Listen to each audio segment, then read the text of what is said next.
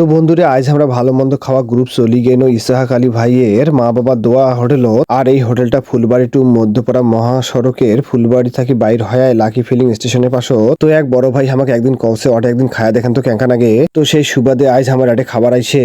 আর ফুলবাড়ি পাকে আইসে আরো বড় কারণ হচ্ছে আমার মনির স্যারের শার্টের কাপড় কিনি শার্ট সেলাই করবে দেমো। আর সে বাজার থাকি এ খাওন দাওন। আর তোমরা তো ভালো করেই জানেন আমার খাওন দাওয়ানোর জন্য তেমন কোনো বড় কারণ লাগে না। তো এটে আসি দেখি নিরিবিলি ঘরোয়া পরিবেশে হাঁস, দেশি মুরগি, ব্রয়লার, ভুনা মাছ আন্দি থুইছে। এখন কোনটা খামো সেটা ঠিক করার আগতে মনিসার কছে মোর গরু ছাড়া পোষপা নাই। আর মনিসার মানেই হচ্ছে গরু। তো কি আর করার কোনো আর অপশনে নাই। তো ইসাহাক আলী ভাইও কইনো যে গরুর গোস্ত দিয়েই মারো ক্যাঙ্কা নাকি খায় দেখি। তো খাওয়া শুরু করি আমার দাদা শ্বশুর আব্দুর রহমান স্যার কছে 2 বার লাইক দিনু। আর রফিকুল স্যার কোনো চলবে কি। তো রফিকুল স্যার কছে কি চলবে না খালি দৌড়াইবে। আর মনিসার কছে এপেকে আসি গরু খাইলেই আড়ে আসি খামো।